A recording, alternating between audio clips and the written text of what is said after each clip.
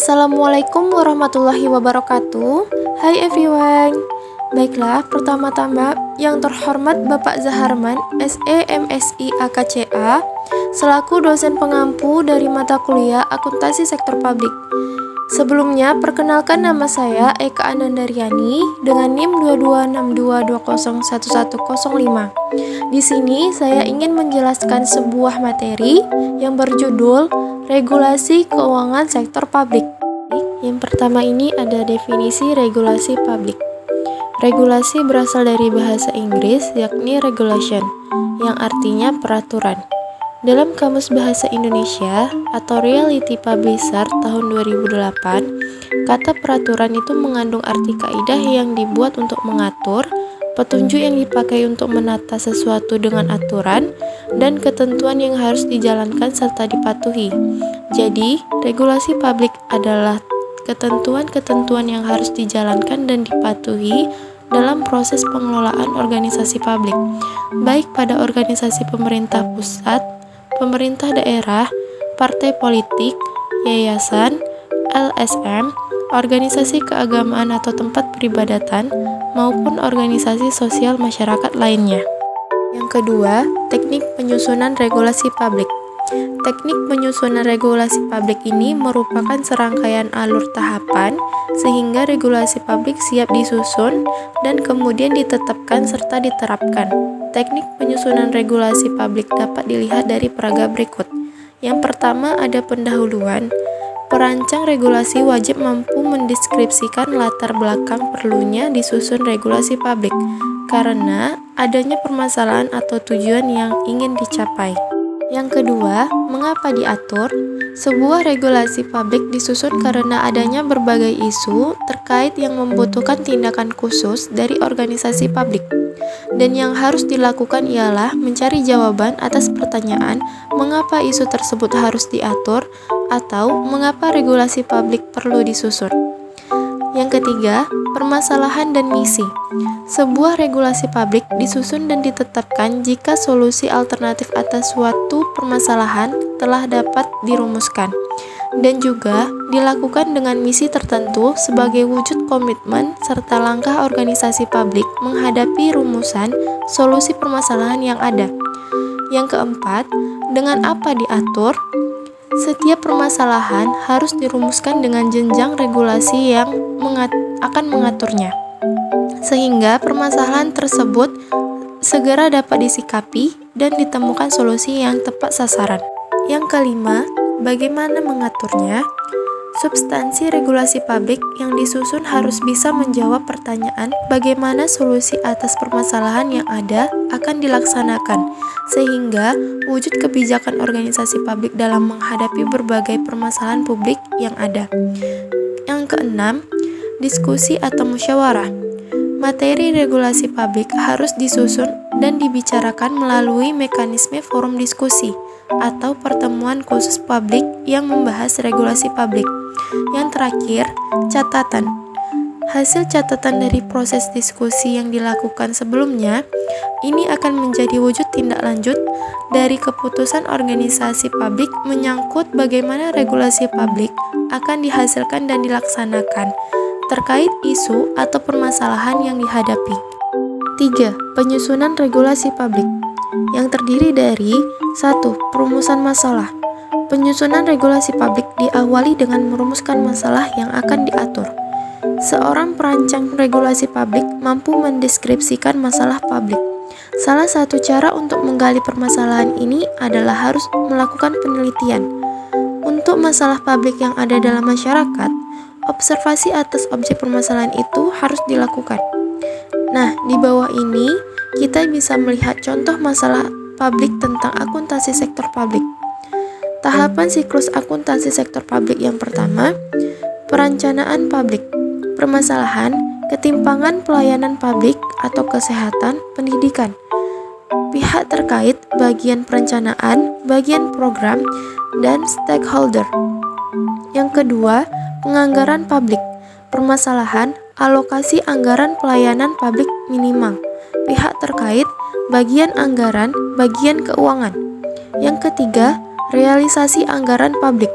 Permasalahan, Jumlah pencairan dana tidak sesuai dengan anggaran. Pihak terkait, bagian anggaran, bagian keuangan. Yang keempat, pengadaan barang dan jasa publik.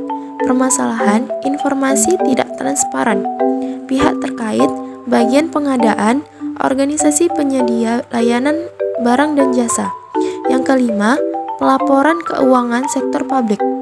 Permasalahan, ketidaktepatan waktu pelaporan. Pihak terkait, bagian keuangan.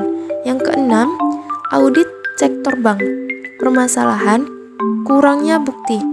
Pihak terkait, audit internal, audit eksternal. Yang ketujuh, pertanggungjawaban publik. Permasalahan, keterbatasan pendistribusian informasi. Pihak terkait, kepala organisasi, legislatif. Kedua, ada perumusan draft regulasi publik. Draft regulasi publik pada dasarnya merupakan kerangka awal yang dipersiapkan untuk mengatasi masalah publik yang hendak diselesaikan. Secara sederhana, draft regulasi publik harus dapat menjelaskan siapa organisasi publik pelaksana aturan, kewenangan apa yang diberikan padanya, perlu tidaknya memisahkan antara organ pelaksana peraturan dan organ yang menetapkan sanksi dan ketidakpatuhan. Yang ketiga, ada prosedur pembahasan. Terdapat 3 tahapan penting dalam pembahasan draft regulasi publik, yaitu dalam lingkup tim teknis pelaksana organisasi publik atau eksekutif, dengan lembaga legislatif atau dewan penasehat, dewan penyantun, dan lain-lain, dan dengan masyarakat. Yang keempat, ada pengesahan dan pengundangan. Perjalanan terakhir dari draft regulasi publik adalah pengesahan yang dilakukan dalam bentuk penandatanganan naskah pihak organisasi publik atau pimpinan organisasi. Dalam konsep hukum, regulasi publik tersebut telah mempunyai kekuatan hukum material terhadap pihak yang menyetujuinya. Keempat, dasar hukum keuangan sektor publik. Dasar hukum keuangan sektor publik di Indonesia ini terdiri atas 1. Dasar hukum keuangan negara. Antara lain, A. Undang-Undang Nomor 17 Tahun 2003 tentang Keuangan Negara, merupakan tonggak sejarah yang penting yang mengawali reformasi keuangan negara menuju pengelolaan keuangan yang efisien dan modern. Hal-hal yang penting diatur dalam undang-undang ini adalah kekuasaan atas pengelolaan keuangan negara, penyusunan dan penetapan APBN atau APBD, pertanggungjawaban pelaksanaan APBN atau APBD, dan lain-lain. B.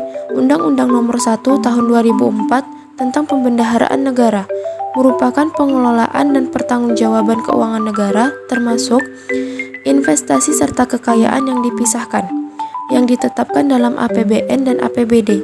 Hal-hal yang diatur dalam undang-undang ini adalah ruang lingkup dan asas umum pembendaharaan negara, kewenangan pejabat pembendaharaan negara, pengelolaan uang negara atau daerah, pengelolaan investasi dan barang milik negara atau daerah, penatausahaan dan pertanggungjawaban APBN atau APBD, dan lain-lainnya. C. Undang-Undang Nomor 15 Tahun 2004 tentang Pemeriksaan Pengelolaan dan Tanggung Jawab Keuangan Negara. Badan Pemeriksa Keuangan atau BPK melaksanakan pemeriksaan atas pengelolaan dan tanggung jawab keuangan negara. Pemeriksaan terdiri dari 3 jenis yang dilaksanakan berdasarkan standar pemeriksaan yang disusun oleh BPK setelah berkonsultasi dengan pemerintah, antara lain 1. Pemeriksaan keuangan atau pemeriksaan atas laporan keuangan. 2.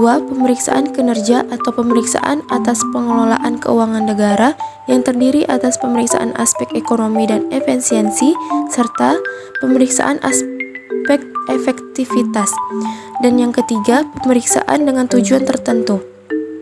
Dalam menyelenggarakan pemeriksaan atas pengelolaan dan tanggung jawab keuangan negara, BPK dapat memanfaatkan hasil pemeriksaan aparat pengawasan internal pemerintah.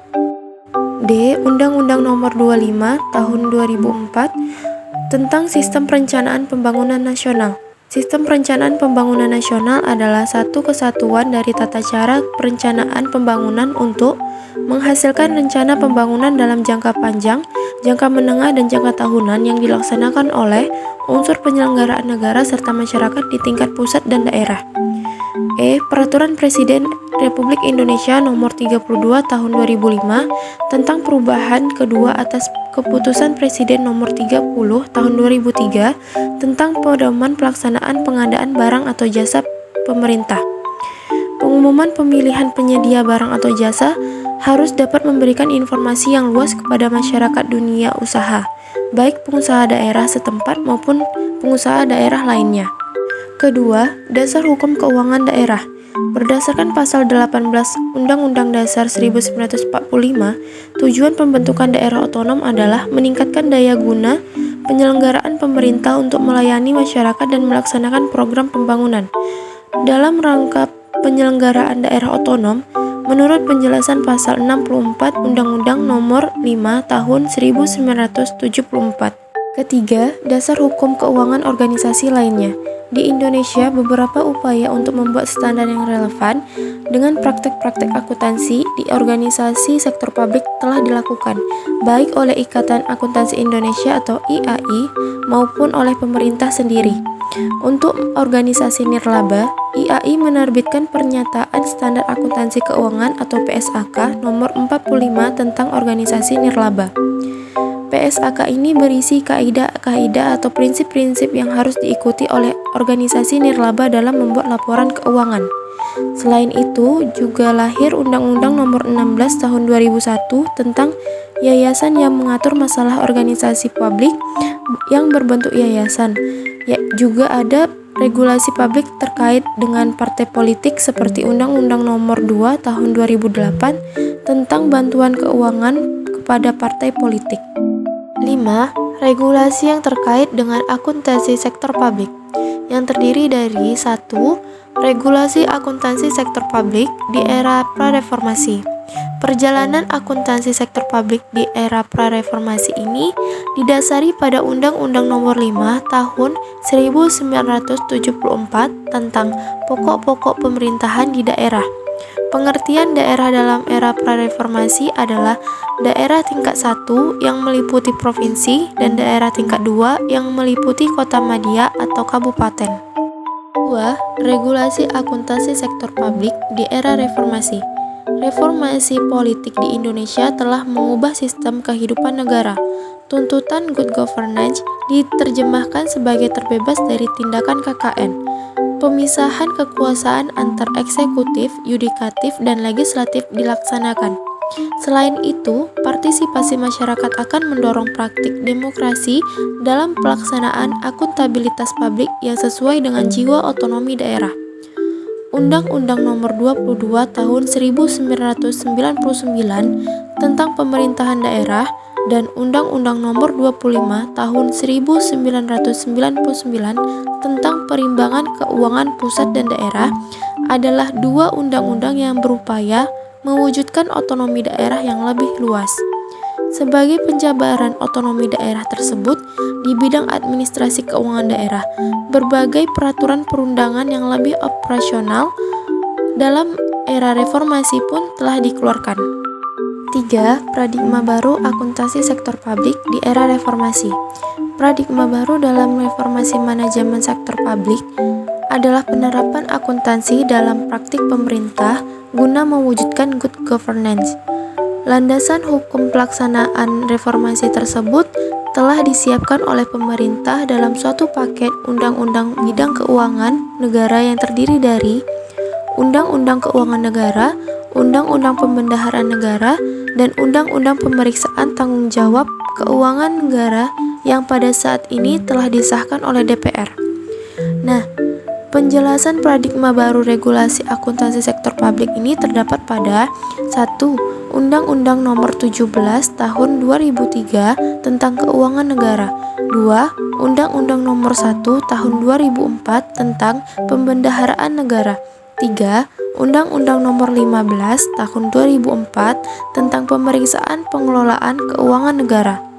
Kemudian, terdapat 4 prinsip pengelolaan keuangan negara yang didasarkan pada ketiga undang-undang di atas tersebut, yaitu 1. Akuntabilitas berdasarkan hasil atau kinerja. 2. Keterbukaan dalam setiap transaksi pemerintah. 3. Pemberdayaan manajer profesional. 4.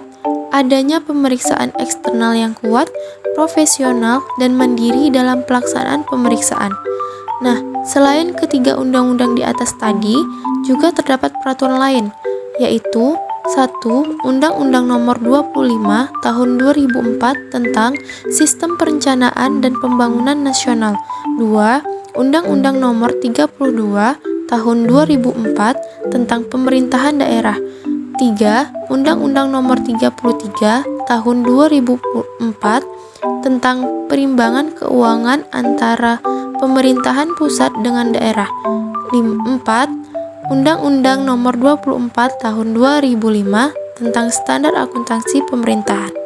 4. Peraturan Pemerintah Nomor 71 sebagai regulasi terkini di Indonesia. Pada tahun 2010 terbit Peraturan Pemerintah Nomor 71 Tahun 2010 tentang Standar Akuntansi Pemerintah sebagai pengganti Peraturan Pemerintah Nomor 24 Tahun 2005. Diharapkan setelah peraturan pemerintah ini terbit, maka akan diikuti dengan aturan-aturan pelaksanaannya, baik berupa peraturan Menteri Keuangan untuk pemerintah pusat maupun peraturan Menteri Dalam Negeri untuk pemerintah daerah. Ada yang berbeda antara peraturan pemerintah nomor 71 tahun 2010 ini dengan peraturan pemerintah lainnya.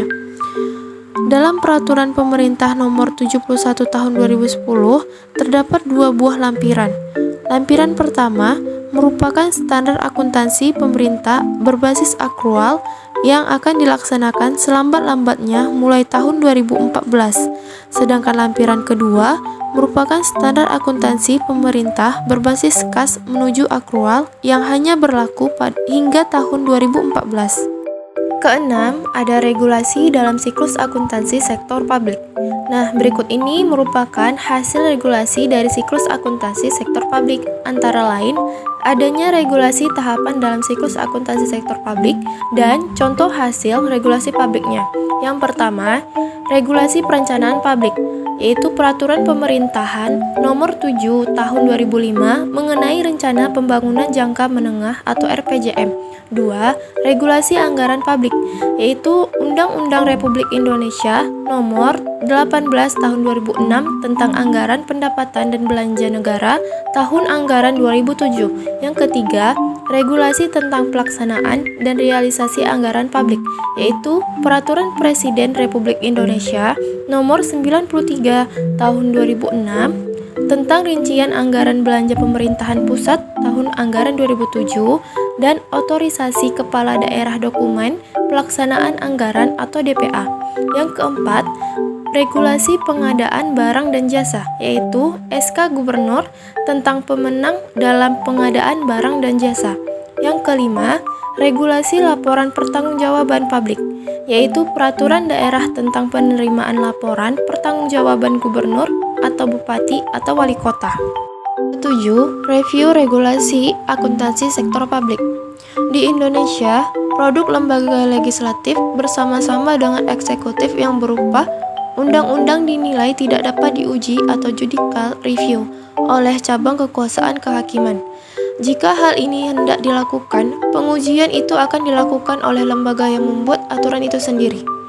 Judicial review atau hak uji material merupakan kewenangan lembaga peradilan untuk menguji kesahihan dan daya jual produk-produk hukum yang dihasilkan oleh eksekutif, legislatif, serta yudikatif di hadapan konstitusi yang berlaku.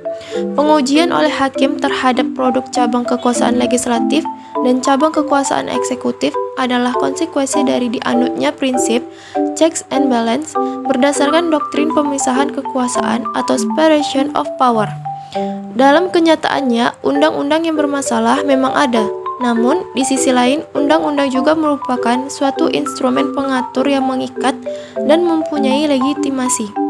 Apabila undang-undang dapat dengan mudah diubah-ubah begitu saja, kepastian hukum tidak akan terjadi. Karena itu, suatu mekanisme hukum tata negara yang lazim harus diterapkan di berbagai negara di dunia. Mekanisme ini lazim disebut uji material, undang-undang atau judicial review. 8. Permasalahan regulasi keuangan sektor publik di Indonesia. Antara lain, 1. regulasi yang berfokus pada manajemen, yang bertujuan pada pencapaian organisasi publik, yaitu kesejahteraan publik. 2. Regulasi belum bersifat teknik. Hal ini terjadi karena regulasi tersebut tidak menjelaskan atau tidak disertai dengan regulasi lain yang membahas secara lebih teknis bagaimana mengimplementasikan regulasi tersebut.